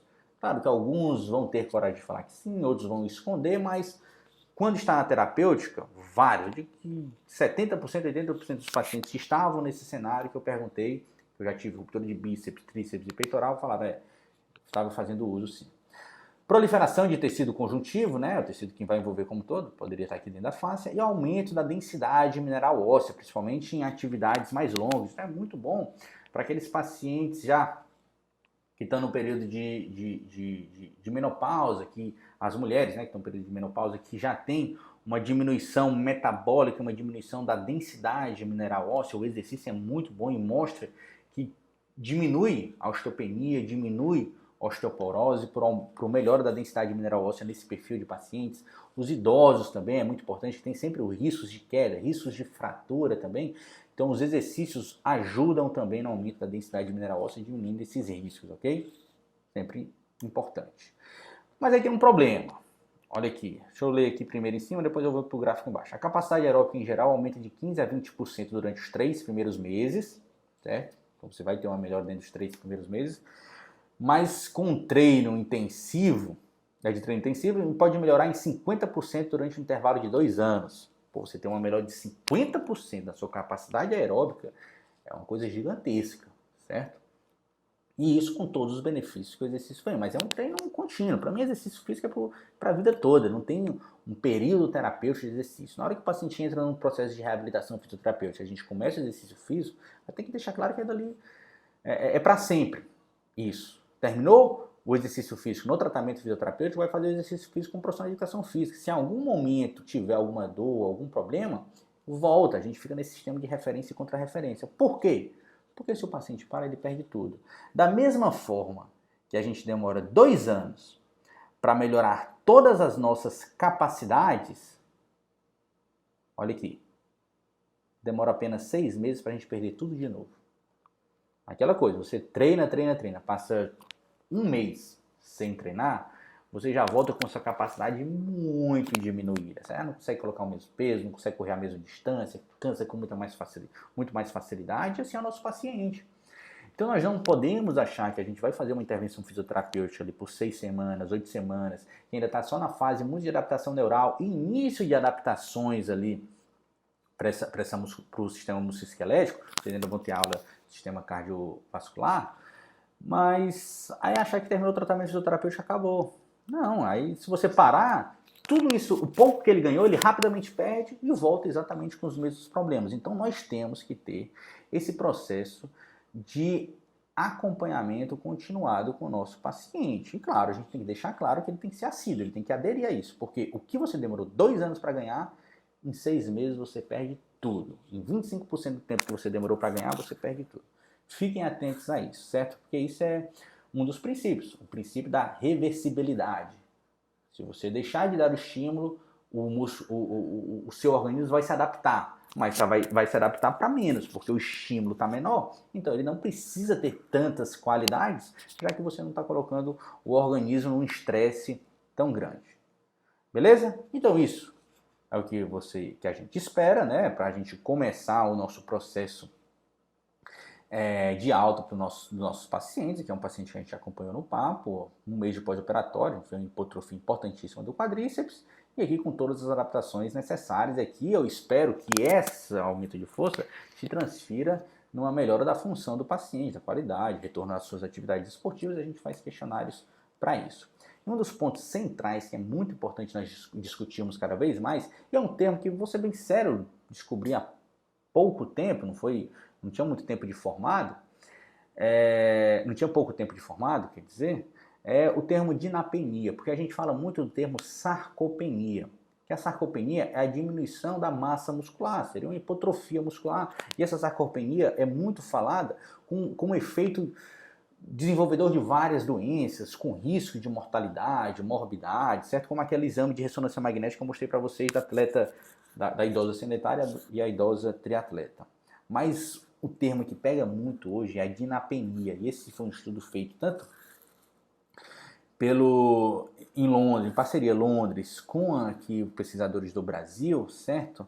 É um termo já muito conhecido, para falar a verdade, já tem mais de 20 anos, pelo menos os primeiros estudos que eu vi, que é esse termo dinapenia. O dinapenia é o déficit de força muscular. E é interessante que essa dinapenia, em vários estudos, tem se mostrado como o maior fator de risco para mortalidade por qualquer causa, até do que a sarcopenia. Então, é a baixa força muscular. Então, nós temos que ter idosos mais fortes, nossos pacientes têm que ser mais fortes, porque isso está associado com melhor, tanto por aspectos fisiológicos, aspectos neurais, metabólicos, hormonais e mesmo de função, menor risco de queda, densidade mineral óssea melhor, vários fatores associados à dinapenia, né? Você ter maior força muscular. Então aqui é uma avaliação que é feita em idosos, utiliza hand grip mesmo para fazer a avaliação naqueles pacientes que você acha que tem baixo risco. Já nos pacientes com alto risco que tem um hand grip inadequado, você tem a avaliação da força do quadríceps, ou dos extensores de joelho, como um ponto central ali para você conseguir identificar se o paciente tem dinapenia ou não. E a partir que o paciente tem essa fraqueza, olha aqui ó, que interessante, você vai fazer um estudo se são problemas de ordem neurológica ou se são problemas de ordem de fato musculares. Mas o ponto é que fazendo exercício, estratégia de reabilitação adequada, você tanto vai ter adaptações neurais e adaptações musculares. Beleza, pessoal? Então, dúvidas e comentários em relação a esta aula em específico, eu vou abrir um fórum no SIGA. Espero que vocês tenham gostado e até a próxima oportunidade.